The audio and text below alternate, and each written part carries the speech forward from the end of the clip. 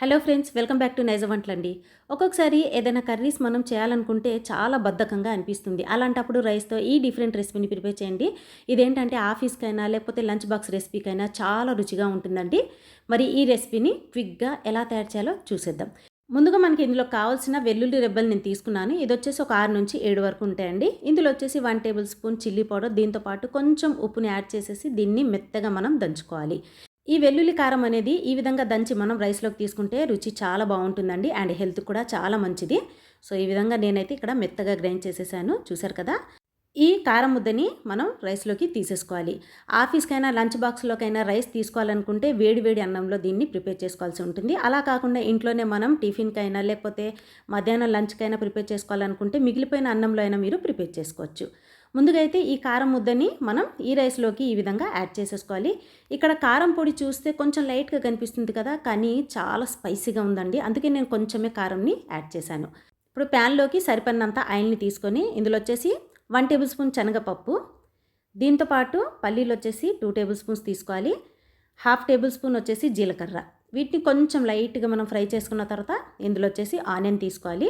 Onion వచ్చేసి మనం కొంచెం పెద్ద సైజులో కట్ చేసేసుకోవాలి. అండ్ దీంతో పాటు ఇందులో ఎండుమిరపకాయలు అండ్ ఇందులోనే క్యారెట్ ముక్కలు. ఇంకా మీరు వెజ్ ఏదైనా కలుపుకోవచ్చు. అంటే క్యాప్సికమ్ అయినా లేకపోతే ఇంకా బీన్స్ అయినా ఇలా ఎన్నైనా మీరు యాడ్ చేసుకోవచ్చు. వీటిని ఫ్రై చేసేటప్పుడు ఇందులో ఉప్పుని కొంచెం కలుపుకోవాలి, లేదంటే చప్పగా ఉంటుంది. ఆల్రెడీ మనం కారం ముద్దలో ఉప్పుని కలిపాం కదా! సో, చూసి మనం ఇందులోకి కలుపుకోవాల్సి ఉంటుంది. సో, కొంచెం వీటిని ఫ్రై చేసుకున్న తర్వాత ఇందులో మనం రైస్ తీసి పెట్టాం కదా! ఆ రైస్‌ని ఇందులోకి యాడ్ చేసేసుకోవాలి. చెప్పాను కదండీ! వేడి వేడి అన్నంలో అయినా మీరు కలుపుకోవచ్చు, లేకపోతే మిగిలిపోయిన అన్నంలో అయినా మీరు ఈ రైస్‌ని ప్రిపేర్ చేసేయొచ్చు. చాలాసార్లు మార్నింగ్ టైం మనకి అన్నం అనేది మిగిలిపోతూ ఉంటుంది కదా! అలా బ్రేక్‌ఫాస్ట్ కూడా ఈ రెసిపీని ఈజీగా, క్విక్‌గా తయారు చేసేయొచ్చండి. చాలా ఈజీ రెసిపీ అనమాట. ఇందులో ఏ కర్రీస్ కూడా మనకి అవసరం లేదు.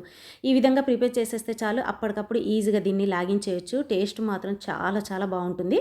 మరి రైస్‌ని కలిపిన తర్వాత కొంచెం మనం మిక్స్ చేసుకున్న తర్వాత ఇందులో 1 టేబుల్ స్పూన్ ధనియా పౌడర్, 1 టేబుల్ స్పూన్ జీరా పౌడర్‌ని కంపల్సరీగా కలపండి. రుచి బావుంటుంది. ఇంకా స్పైసీగా మీకు కావాలనుకుంటే మీరు పెప్పర్ పౌడర్‌ని కూడా కలుపుకోవచ్చు. పెప్పర్ పౌడర్ యాడ్ చేస్తే ఇంకా స్పైసీగా చాలా రుచిగా ఉంటుంది.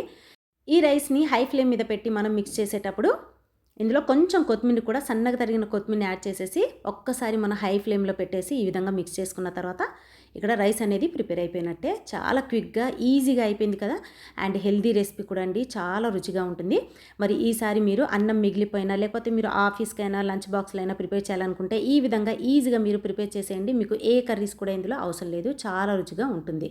సో, మరి ఈ రెసిపీ గనక మీకు నచ్చినట్లయితే లైక్ చేసి సబ్స్క్రైబ్ చేయడం మాత్రం అస్సలు మర్చిపోకండి.